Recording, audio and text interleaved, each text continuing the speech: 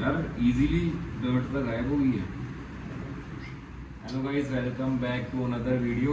ਆਪਾਂ ਇਸ ਵੀਡੀਓ ਦੇ ਵਿੱਚ ਗੱਲ ਕਰਾਂਗੇ ਯਾਰ ਮੈਂ ਇੱਕ ਪ੍ਰੋਡਕਟ ਮੰਗਾਇਆ ਸੀ CX2 ਚੈਨ ਲੂਪ ਤੇ ਚੈਨ ਕਲੀਨਰ ਤੇ ਇਹਨੂੰ ਮੈਂ ਯੂਜ਼ ਕਰਕੇ ਦੇਖਿਆ, ਠੀਕ ਪ੍ਰੋਡਕਟ ਹੈ, ਜੋ ਇਹਨੂੰ ਕੰਮ ਕਰਨਾ ਚਾਹੀਦਾ ਉੱਦਾਂ ਹੀ ਕਰਿਆ। ਇਹਨੇ ਚੈਨ ਸਾਫ਼ ਕੀਤੀ ਤੇ ਇਹਨੇ ਲੂਪ ਕੀਤਾ ਹੈ। ਤੇ ਇੱਕ ਚੀਜ਼ ਮੈਨੂੰ ਉਹਨਾਂ ਨੇ ਗਿਫਟ ਭੇਜਿਆ ਯਾਰ ਯੂਜ਼ ਕਰਨ ਤੋਂ ਬਾਅਦ ਕਿ ਥੋੜਾ ਰਿਵਿਊ ਕਿੱਦਾਂ ਦਾ ਰਿਹਾ ਇਹਨੂੰ ਜਾਣ ਕੇ। ਮੈਂ ਕੁਝ ਦੱਸਿਆ ਉਹਨਾਂ ਨੂੰ ਪ੍ਰੋਡਕਟ ਬਾਰੇ ਤਾਂ ਉਹਨਾਂ ਨੇ ਮੈਨੂੰ ਦੇਖੋ ਕੁਝ ਭੇਜਿਆ ਹੈ, ਚੈੱਕ ਕਰਦੇ ਆਪਾਂ ਕੀ ਆਇਆ। Let's go.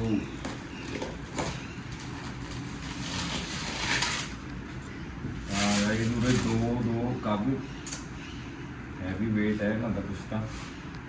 ਗਾਈਜ਼ ਇੱਕ ਮੈਨੂੰ ਹੈਲਮਟ ਵਾਈਜ਼ਰ ਕਲੀਨਰ ਮਿਲਿਆ ਹੈ ਤੇ ਇੱਕ ਹੈਲਮਟ ਇੰਟੀਰੀਅਰ ਕਲੀਨਰ ਮਿਲਿਆ ਹੈ। ਮਤਲਬ ਆਪਾਂ ਨੂੰ ਹੈਲਮਟ ਸਾਫ਼ ਕਰਨ ਲਈ ਕੋਈ ਚਾਹੀਦਾ ਪ੍ਰੋਡਕਟ ਆ ਯਾਰ, ਸਪੈਸੀਫਿਕਲੀ ਬਣਾਇਆ ਗਿਆ। ਮੈਨੂੰ ਤਾਂ ਪਤਾ ਹੀ ਨਹੀਂ ਸੀ ਇੱਦਾਂ ਦਾ ਕੁਝ ਵੀ ਹੁੰਦਾ ਹੈ।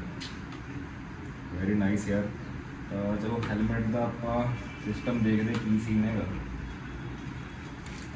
ਵਾਈਜ਼ਰ ਤਾਂ ਵੈਸੇ ਹੀ ਬਹੁਤ ਗੰਦਾ ਹੋਇਆ ਪਿਆ ਤੇ ਲਗਾ ਕੇ ਦੇਖਦੇ ਇਹਨੂੰ ਕੀ ਚੱਕਰ ਹੈ, ਯੂਜ਼ ਕਿੱਦਾਂ ਕਰਨਾ ਇੱਕ ਵਾਰ ਪੜ੍ਹ ਲੈਂਦੇ ਹਾਂ। Helmet visor cleaner is specifically engineered non-toxic formula designed to deliver crystal clear visibility and superior cleaning performance. Effectively removes dust, dirt, oil, bugs and smudges from helmet visor.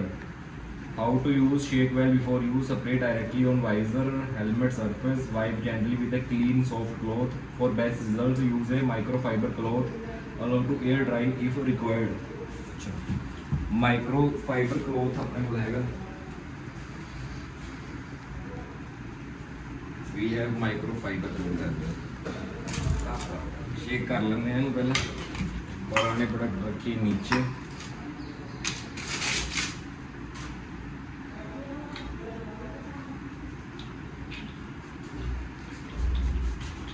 ਯਾਰ ਮੈਮਰੀ ਫੁੱਲ ਹੋ ਗਈ ਸੀ ਆਪਣੇ ਫੋਨ ਦੀ, ਤਾਂ video ਵਿੱਚ ਕੱਟ ਗਈ ਸੀ।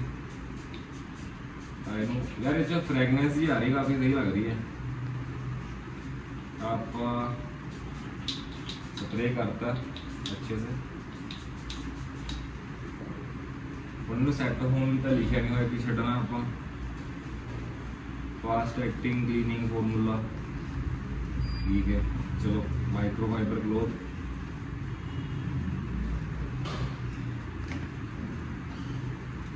यार easily dirt ਤਾਂ ਗਾਇਬ ਹੋ ਗਈ ਹੈ।